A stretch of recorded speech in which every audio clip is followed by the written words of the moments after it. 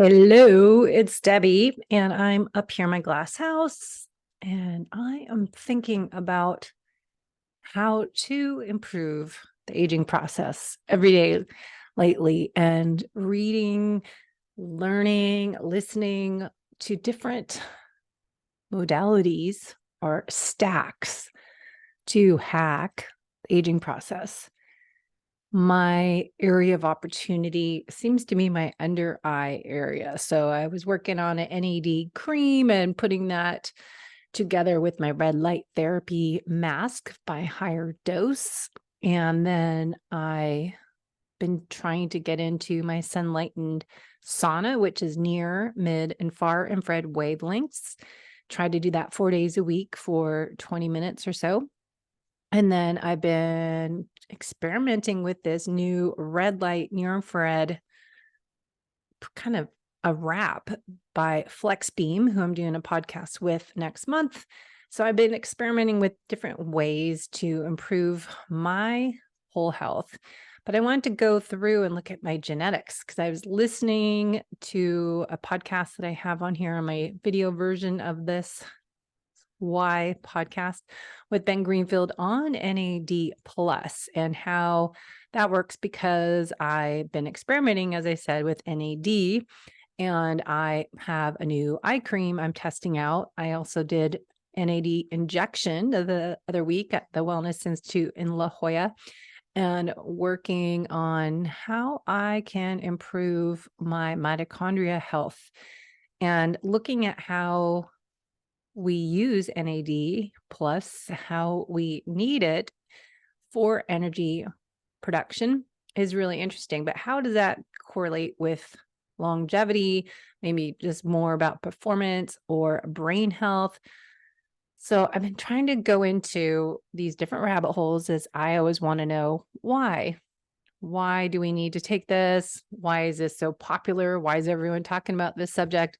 So I went back to the DNA company, which I really suggest getting this done for you. It's a great report layout. You can go to reports on here and you can see, whoops, where'd it go? All the different options: mood and behavior, diet, nutrition, sleep, hormones, and body type, anti-inflammatory profile, cardiovascular, and longevity. So I went to look up longevity. For me, I was looking at hormones, fitness, body type the other day, but let's hop into my longevity and see how we can improve the aging process by knowing a little bit more about genetics. And remember, the saying is, your genes are not your destiny. It's the epigenetics, the lifestyle habits. So looking at what we can do to improve the aging process. So aging, they say, is a natural biological process that occurs in all living creatures. In humans, the speed at which you age depends on the number of internal and external factors as nutrition, lifestyle, physical and mental stress, the environment, and of course, genetics.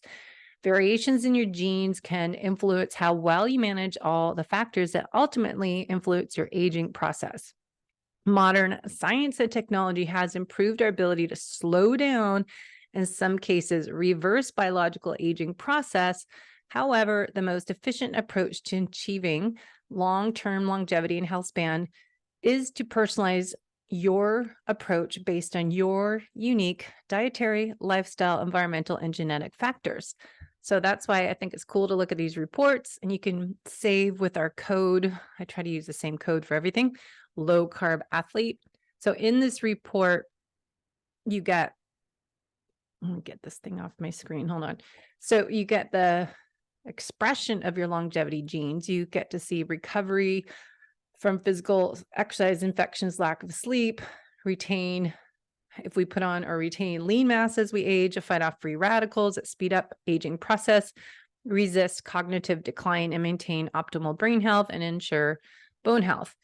Now, as I've been doing Dr. Stacy Sims' course over and over again this year for the aging female athlete, it's interesting to look at our genetics as well to this DNA report with the information I get from Stacy Sims, and then look at my metabolic testing I'm doing with PNOE on people, which is measuring your metabolism and your breath analysis and fuel source at rest and during different activity levels, as well as, of course, your VO2 max.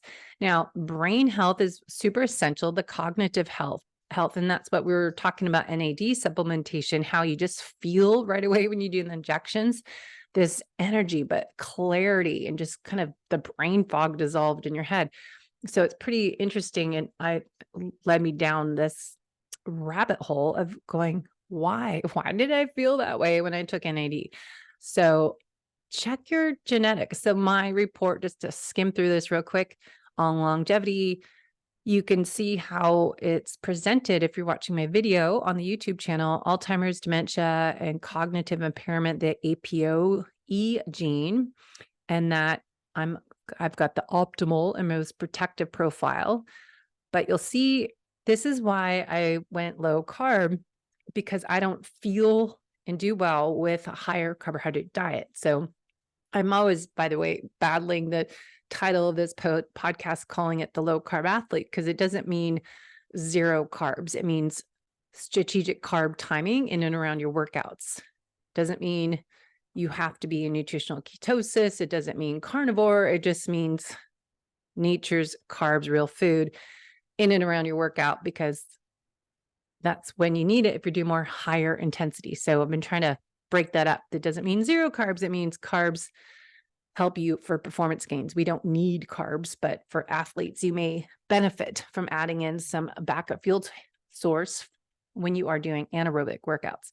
So for me personally, no one in my family has had type 2 diabetes, but no one really looks at their genetics, and doctors don't test insulin. So I'm always curious if my dad had insulin resistance and all these other factors, but sadly, our doctors don't test this. And so really, really encourage you to go to Alta Labs. You can look at my link is Debbie Potts Coaching. You can type in here insulin, and you can see insulin is only $26, though actually it's cheaper on Own Your Own Labs. And I think we set up a discount code with them as well. So check it out. But Own Your Own Labs, you can get, I think the insulin, let's click on here. The product catalog is even cheaper. So I'm just side note here. Insulin is $12.60. So even cheaper to get your labs on Own Your Own Labs. And you can use our code low carb athlete. Now, insulin level is what I would suggest doing, especially if you look at my genetics, boom, yellow. It's not red, but yellow. So I have increased predisposition towards insulin resistance, could lead to type 2 diabetes and cognitive disorders as Alzheimer's and dementia. If you also carry the 3444 APOE gene, you'll be extra careful of sugar, carbohydrate, and fat intake in your daily diet. So this is why I think it's important to look at your genetics, look at your overall insulin risk. I would go to the other report on diet nutrition. But for me, when I eat certain carbs, even though everyone's talking about eating lots of fruit and Brad Kearns is doing his big fruit ball in the morning, to me, I get a headache. And when I think of getting a headache from food I eat as fruit, it's more, do I have an issue with fructose? But it's looking at my future self going, oh my gosh, I'm going to have Alzheimer's or dementia. So I do eat some fruit, but I have to pair it with fat. Like if I have an apple, I have it with some sunflower nut butter or some cheese and walnuts, that I can have it, not get a headache. But just a side note that it's so, I think, helpful to get this genetic report. So then this DNA company, you can see my brain health and look at nutrition, exercise, and lifestyle habits. And if you scroll down, you can see your stress, resilience, and aging. And if you know my story, if you read my book on Amazon called Life is Not a Race, It is a Journey, chronic stress impacts everything. And that's kind of my platform, is that you can be fit and healthy on the outside, but if you're living life as a race and have chronic external stressors that just keep filling up that stress bucket, that beaker of stress is filtered through one spot, your hypothalamus, to your pituitary gland, and communicates to adrenal glands that, okay, we've got stress overload chronically pouring in. It's not this acute turn it on, turn it off. The leaky faucet is an issue. So if you have chronic stress, the word chronic is nonstop, that you have some chronic diseases, chronic inflammation. So it's not a beneficial type of stress to have the chronic stress, and that accumulates. So that's what happened to me, living life as a race, doing too much of everything. But the older you get, the more stressors you accumulate at a faster rate than the stressors you eliminate. So why I do what I do with health coaching and order functional labs and assess and correlate data together and be a health investigator to help individuals that are motivated to live their best life and feel their best as they age is figuring out, do we have too many stressors and how can we improve them? But we don't know what we don't know unless we run functional lab testing. So looking at your genetics helps, but we want to look at how many stressors are we having internally that are hidden unless we reveal them with functional lab testing. So we can look at the COMT gene. Stressful events can take up your brain space for longer time than you expect. A COMT, and MAO gene influence your body, influence your ability to move in and out of emotionally charged state, determining how long neurotransmitters like dopamine and noradrenaline stay active in your brain.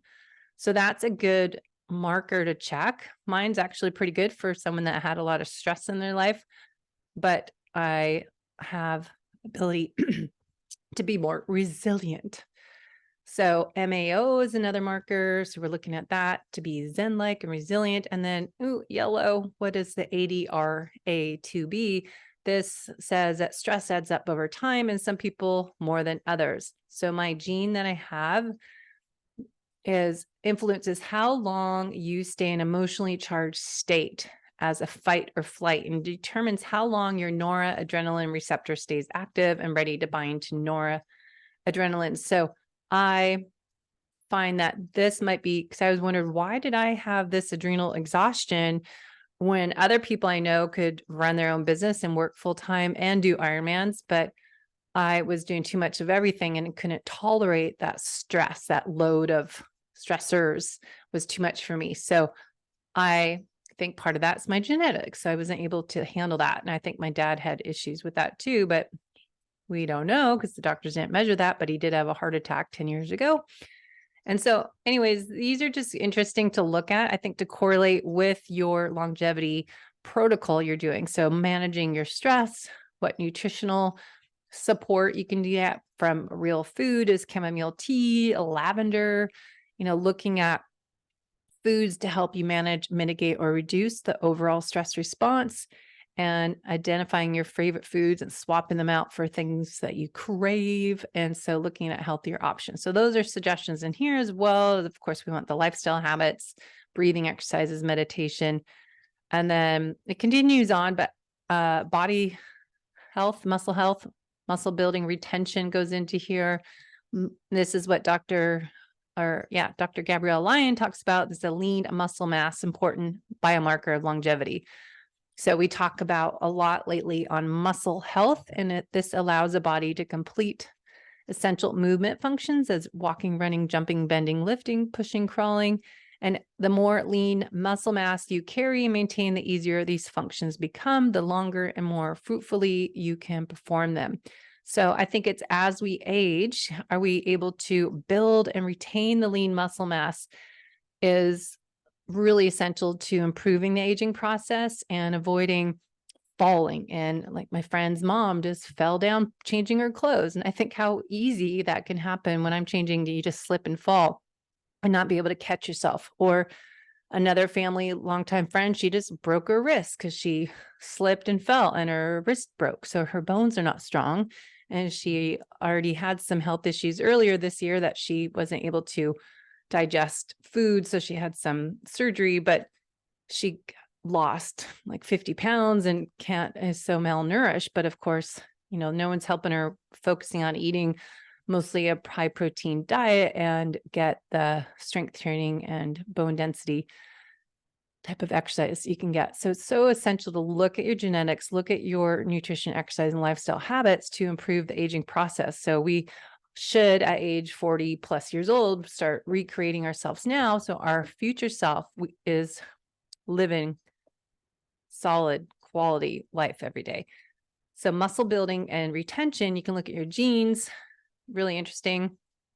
Look at the function, how quickly you make testosterone, how quickly you get rid of testosterone, determines how your androgens bind and activate in your cells. So really interesting markers there.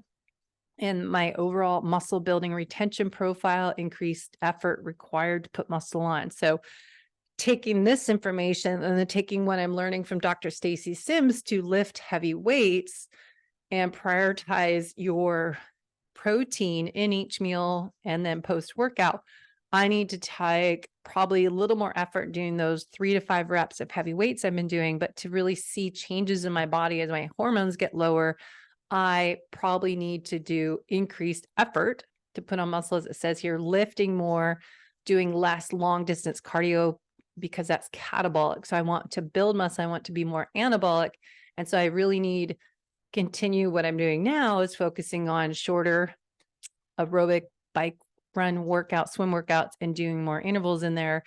And then focusing my time in the gym, doing the heavy weight training with my mobility and core work, getting the plyometrics. And that is important along with prioritizing protein each meal, but post workout for that golden window for women versus men, we want to get that 30 grams of protein post workout.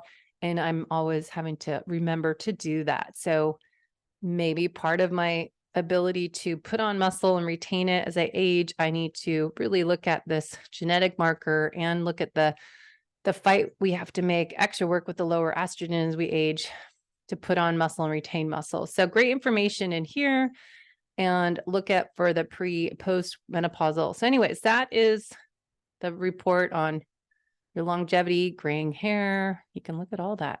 Skin health. So this is another thing I was talking about, wrinkles. Oxidative stress occurs when the body has increased presence of oxidants known as free radicals. This causes dermis, or the inner layer of your skin, to become less elastic. Over time, this results in appearance and prevalence of wrinkles in your skin, which I do not like and I do not want. Oxidants come from external sources as smoking, smog, pollution, internal sources as excessive cardiovascular exercise. Athletes, listen to that, and estrogen metabolism. So as we perhaps don't have our metabolites, our estrogen metabolizing right down the right pathways, if we have liver congestion, if we have excessive cardiovascular exercise, we are causing more oxidative stress to our body. So remember, we're trying to be fit and healthy from the inside out, and really looking at a proper aging process without being all wrinkly, looking at your genetics and looking at solutions to improve the aging process on our skin health. That's what I've been doing with the red light therapy and now NAD cream, seeing if that helps in my sauna. But how else can we improve our wrinkle function? Well, let's see what the DNA company says. So we've got some glutathione I probably need, and converting hydrogen peroxide into water and oxygen at slower rates. So we want to look at that because, oh, look, I have a high likelihood of developing wrinkles. And I don't want wrinkles. I hate wrinkles. So looking at my marker is yellow, not red, but I have a high likelihood of developing wrinkles earlier on in life based on my genetic data. So depressing. But I'm not going to accept that. Remember, it's how our nutrition, exercise, and lifestyle habits. So getting enough sleep, which I'm all on board on that. Glutathionization, antioxidants, getting that deep quality sleep. So looking at habits here, nutrition, squeeze of lemon, green peppers, all sorts of things. So check this out. Also, cellulite, more likelihood for cellulite, estrogen balance. So interesting information. I won't go into all of that. You probably don't want to see that, but just wanted to show this information on NAD on my website. I'll finish up here. What is NAD? Why is it so popular? You can read all about it there. And then Ben Greenfield had a great podcast I just found, Longevity, Anti-Aging, NAD, a deep dive into it. And then he had another one. So check it out, and I will continue on my deep dive. So let's go into this a little more next time. Bye-bye.